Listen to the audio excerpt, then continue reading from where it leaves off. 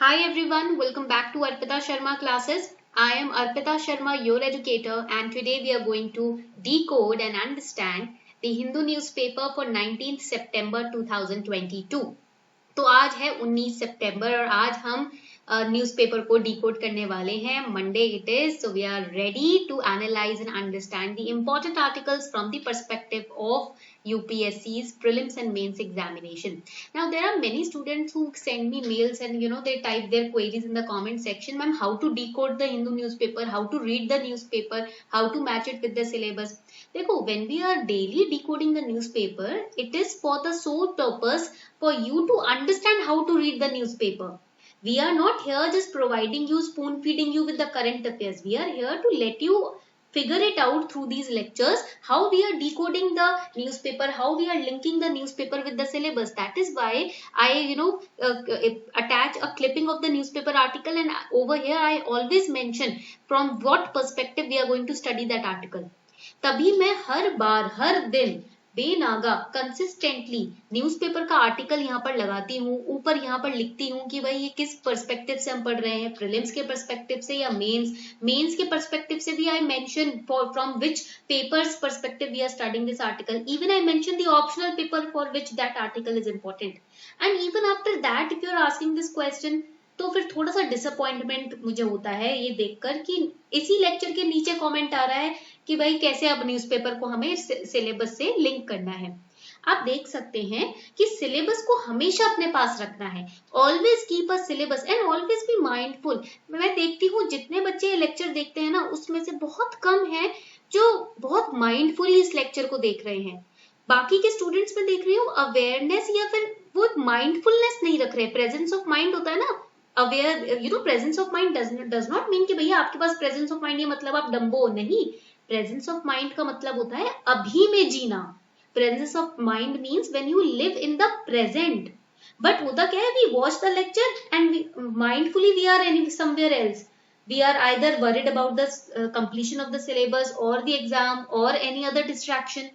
That is why these kind of questions are written in the comment section कि how to link the newspaper with the syllabus. क्योंकि syllabus जो है वो हमारा दिया हुआ है, कंसिस्टेंट सेम ही रहता है. So you have to take a copy of the syllabus and when we make these lectures we also link the articles with the syllabus. यहाँ पर हम पूरा दिखा देते हैं कि भाई यहाँ पर ये आर्टिकल इस पॉइंट ऑफ व्यू से हम पढ़ने वाले हैं, राइट. तो थोड़ा सा ना माइंडफुलनेस हमें लेकर आनी है. आई नो लाइफ में बहुत सारी प्रॉब्लम्स होती हैं, काफी टेढ़ी सिचुएशंस भी आ जाती हैं. बट देखो, जब आपने कोई गोल बनाया है तो फिर उस पे अगर हम अपनी नजर रखें तो वो सारी सिचुएशंस और प्रॉब्लम्स अपने आप सेकेंडरी हो जाती हैं या फिर अपने आप वो कम सीरियस या कम स्ट्रेसफुल हो जाती हैं. आपने एक लक्ष्य ठान लिया है ना, उसके बाद आप इधर उधर डिस्ट्रैक्ट हो ही नहीं सकते. ठीक है, when you have your goals set, you have your goals in order, then you will never be distracted. You will always live in the present. आप हमेशा प्रेजेंट में जिएंगे जब आपके गोल्स सेट हैं. माइंड में पता है कि ये चीज अचीव करनी है, तो फिर आप इधर उधर भागेंगे नहीं, ना ही पास्ट में ना ही फ्यूचर में. आपको पता है इस गोल को अचीव करने के लिए प्रेजेंट में ये काम करना है एंड आप उसी पे फोकस करेंगे. ठीक है, तो इसीलिए थोड़ा सा माइंडफुल होना है, हेल्दी रहना है और प्रेजेंट में रहना है. Okay, let's get started. So first article here is lumpy skin disease virus different from 2019 version. So 2019 maybe this disease spread, but it is the variants which have been found in this year's lumpy skin disease virus spread is quite different. So what is lumpy skin disease? देखो, आपने ना YouTube वगैरह पे if you are surfing on YouTube, you must have come across the images of cows having these kind of lumps on their skin. Okay, अभी तो बहुत YouTube पे तो काफी ज्यादा मैं देख रही हूँ, हर दिन किसी ना किसी कैटल की इमेज आ जाती है जिसके पूरे स्किन पे इस तरीके के लम्प्स आ गए हैं. और they are having runny eyes और वाटरी रनी आईज और रनी नोज. पानी निकल रहा है आंखों से, सलाइवा बहुत ज्यादा निकल रहा है मुंह से, नाक से पानी बहुत निकल रहा है. तो इस तरीके के ना versions I am coming across not just on YouTube but in the newspaper also. So what is this virus? It's not zoonotic. That means it does not transfers from animal to humans, तो इसलिए humans इससे अभी safe है, animal से humans में इसका कुछ भी ट्रांसफरेबल नहीं है, ठीक है। It's a virus belonging to the family of capripox virus which is related to the goat pox and sheep pox virus family, and the cattle and buffalo are infected with this kind of virus. How they are infected? Through the vectors, जो कि मच्छर होते हैं ना, blood feeding insects होते हैं, tickles जो होते हैं, टिक्स जो होते हैं, तो उनके थ्रू ये कैटल्स में फैलता है, ओके। तो इसीलिए it is being right now being, you know, the people are and government is cautioning us कि even if you are having milk, any dairy product coming directly from the cattle, you have to make sure that you are boiling the milk. आप अगर दूध cattle से आ रहा है आपका directly घर में, दूध वाले भैया लेकर आते हैं, तो उसे अच्छे से बॉईल करके ही पीजिए, ठीक है। Now here this lumpy skin virus basically it was first discovered in 1929 in Africa. तो डिस्कवरी तो इसकी अफ्रीका में 1929 में हुई थी, but it was reported first in Asia and Pacific region in 2019 only. तो 2019 में ना लार्ज स्केल में इसको एशिया पैसिफिक रीजन में हमने देखा था, in countries like China, Bangladesh and India, and now again it has started spreading. Okay, basically इसकी वैक्सीन है जो डेवलप की है इंडियन वेटरनरी रिसर्च इंस्टीट्यूट और ICAR के नेशनल रिसर्च सेंटर ने, lumpy pro vac ind, this is the vaccine which has been developed right now. But basically इसका treatment क्या है? There is no proper cure of this virus, yes you know prevention is better than cure, तो ये vaccine develop कर दी गई है, effective है vaccine, okay. But ऐसा नहीं है कि बिल्कुल ही मतलब क्योर हो जाएगा एकदम से वायरस, ऐसा अभी नहीं पाया गया है, ओके। आपको पहले से ही अगर अर्ली स्टेजेस में you have detected the virus, then you have to cure, you know, give the, because there are fevers in this virus, तो you have to cure the symptoms which are originating, कि भाई fever हो रहा है या किसी तरीके की बॉडी में दिक्कत हो रही है कैटल की, तो आप उसको ऊपर से क्योर कर सकते हैं दवाइयां देकर, over the counter medicine, okay. Coming on to the next important article, net direct tax kitty crosses 7 lakh crore rupees. So net direct tax has increased, that is why the economy is also performing better because of the increment of the revenue from the direct tax. Now what is direct tax?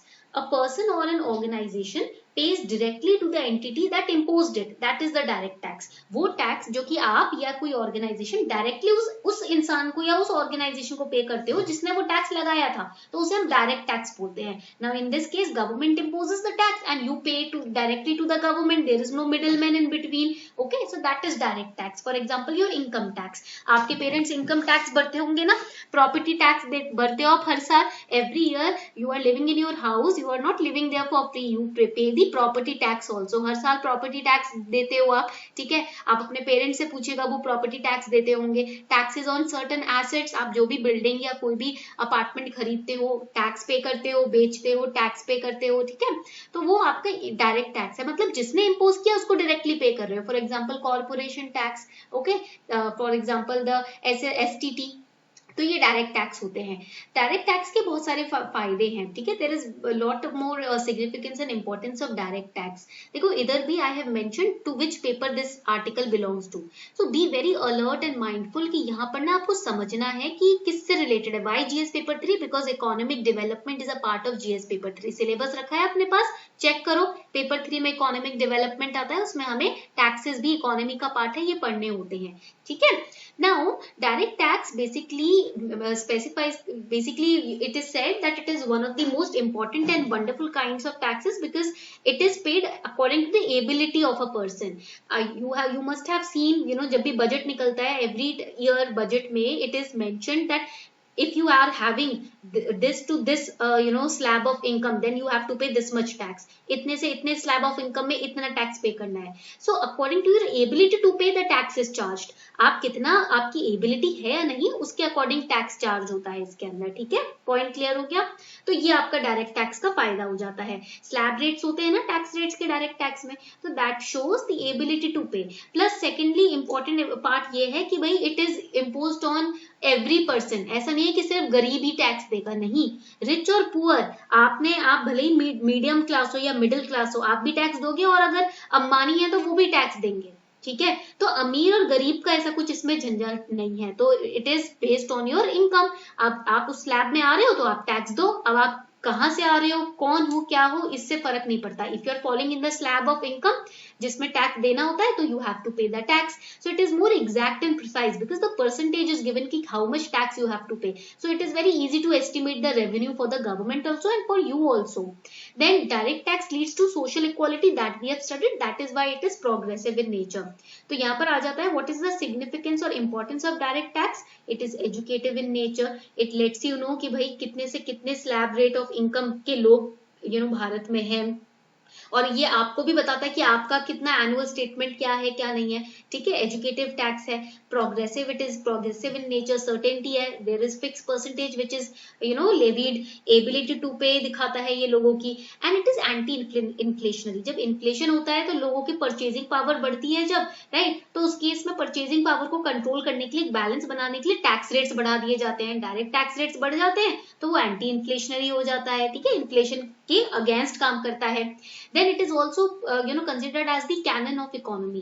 Cannon मतलब क्या होता है, वो तोप होती है ना, उसे cannon कहते हैं. तो economy booster है direct tax. Right now you must have seen net direct tax crosses 7 lakh crore, तो it is acting as a cannon, a booster for the economy because collection cost इसका बहुत less होता है. You directly pay to the government. ठीक है, government को किसी की हेल्प लेनी नहीं पड़ रही है आपसे वो टैक्स वसूलने में.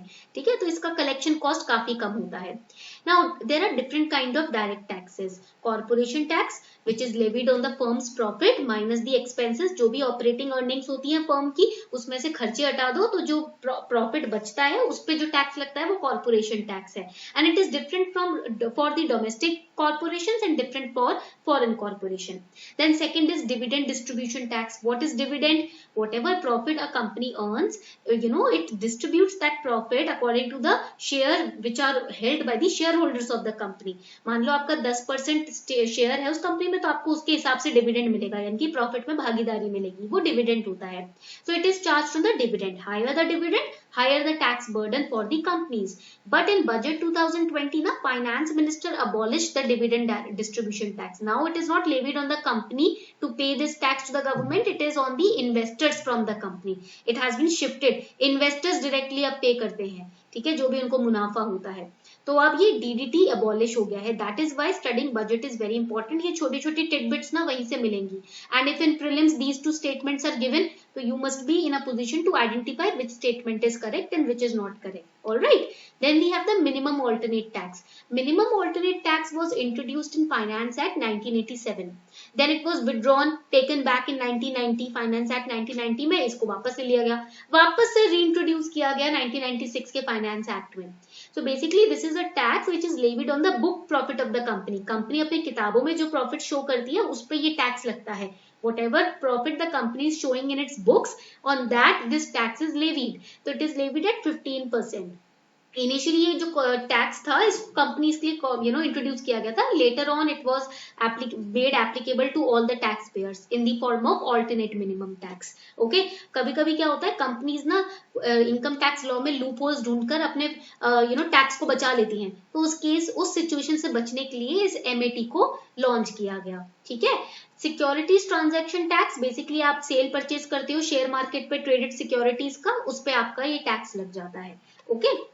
Now coming on to the next important article, again I have mentioned paper 3 environment and ecology से related है and prelims के लिए भी ये important है because there have been a lot of questions being asked on butterflies and dragonflies in the past years. Okay, तो देखो इस तरीके से हम न्यूज़पेपर पढ़ रहे हैं. अभी समझ आ रहा है? ठीक है. तो जब भी हम आर्टिकल पढ़ते हैं ऑटोमेटिकली सिलेबस आपके सामने होना चाहिए और लिंक करना आपको आना चाहिए. सिलेबस आपके टिप्स पे होना चाहिए, फिंगर टिप्स पे, तभी आपको पता होगा कि क्या पढ़ना है क्या नहीं. किसी तरीके का कोई एक्सक्यूज नहीं चलेगा जब आपके सामने आपका न्यूज़पेपर ओपन है या कोई भी बुक ओपन है कि मेरे लाइफ में क्या चल रहा है क्या नहीं चल रहा. नहीं, जब किताब ओपन है तो ध्यान किताब की तरफ होना चाहिए.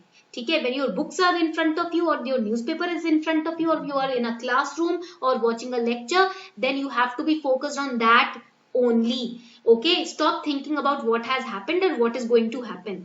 Just focus on what is currently in front of you. आपके सामने अभी क्या है उस पे फोकस करो. ऐसे तो बतेरे एक्सक्यूजेस आएंगे, ये नहीं चल रहा लाइफ में, वो नहीं चल रहा, मैंने ये नहीं किया, इतने टाइम से मैं यहाँ थी वहां था, इससे कुछ नहीं होगा. ठीक है, ये सारी बातें ही रह जाएंगी। इसीलिए ध्यान हमेशा जो आपके नजरों के सामने है उस पर टिकाना चाहिए, तभी आपका फोकस और आपका टेंशन बढ़ेगा।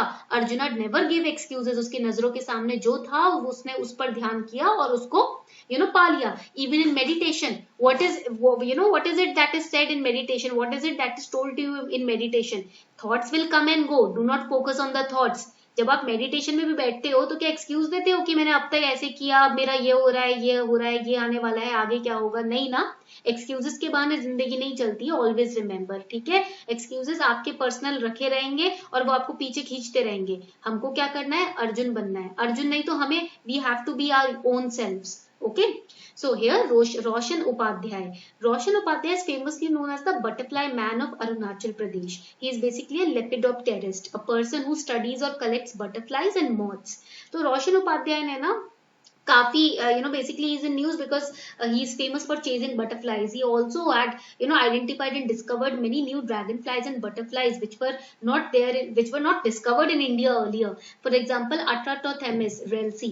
So this is a dragonfly which he discovered in southern Arunachal Pradesh, Namdapha tiger reserve. It's a dragon fly. Okay, and आपको ये प्रीलिम्स के लिए याद रखना है कि बटरफ्लाई रिसर्च सेंटर भी है भारत में, उत्तराखंड में भीमताल में, ठीक है। Then he identified, he documented striped hair streak, this is the striped hair streak. Elusive prince, they were new to India when he spotted them. Then there are other veined palmer, yellow lancer, ये ऐसे butterflies हैं जो नई है अरुणाचल प्रदेश में, जिनको इन्होंने discover किया है। ओके, तो हमको इनकी स्टोरी इस पैराग्राफ में इसको जरूर पढ़ना है। Story why he how he faced death and then how he came back and how he was not demotivated, he started searching for greater meaning of life and he came across his love for nature. ठीक है, तो ये सारी story they will motivate you. Okay, now Namdapha tiger reserve अगर हम देखेंगे, it's in Arunachal Pradesh, India का eastern most tiger reserve है। There is a Namdapha river which flows here, tiger reserve भी है, नेशनल पार्क भी है।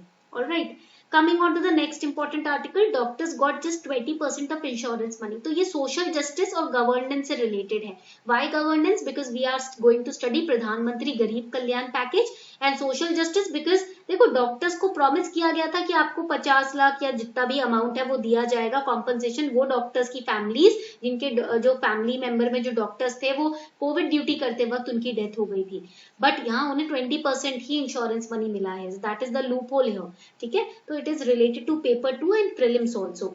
तो यहाँ आप देखोगे प्रधानमंत्री गरीब कल्याण package, I have taken this from PIB। Now you must be wondering ma'am from where do you get the information? from the government websites only, और सर्टन थोड़ा सा गूगल सर्च हो जाता है तो वहां से मिल जाता है। तो कोई हार्ड नहीं है ये सब चीजें, ठीक है, ये हमारा माइंड है, हमने गोल तो बना लिया है, बट ट्रस्ट मी आपका माइंड ना बहुत गेम्स खेलता है। गोल्स तो हम बड़े देख लेते हैं, बट हमारा माइंड फिर सोचता है अरे इसको डिस्ट्रैक्ट कैसे किया जाए, क्योंकि हमने कंट्रोल नहीं पाया है ना माइंड पर, तो हमें माइंड को कंट्रोल करना है। तो यहाँ पर बहुत सारे रिसोर्सेज हमारे सामने, जिससे बिना पैसे खर्च किए भी आप अपनी पढ़ाई कर सकते हैं, अपने गोल्स को अचीव कर सकते हैं, कोई रिस्ट्रिक्शन नहीं है।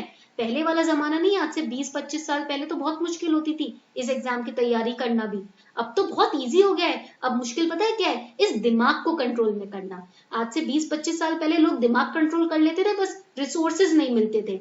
अब रिसोर्सेज है तो दिमाग काबू में नहीं है, क्योंकि इतने डिस्ट्रैक्शन है ना। गूगल खोलने बैठते हैं 10 चीजें आ जाती हैं सामने, यूट्यूब खोलो 50 चीजें आ जाती हैं, वही माइंड को कंट्रोल करने की पावर शुरू होती है। तो always remember, meditate and try to control your mind. Okay, Pradhan Mantri गरीब कल्याण पैकेज जो है बेसिकली यहाँ पर आप देखोगे it's a comprehensive relief package. उन लोगों को दिया जाएगा जिन्होंने उन लोगों की फैमिली को दिया जाएगा जिन्होंने कोरोना वायरस के अगेंस्ट बैटल लड़कर अपनी जान गंवा दी है। ठीक है, इंश्योरेंस कवर 50 लाख का दिया जाएगा हर हेल्थ वर्कर को, ये बोला गया था fighting COVID-19। Now here government is saying that we have given money to those families जिनके फैमिली में जो हेल्थ वर्कर था वो covid in line of duty of during the time of covid died.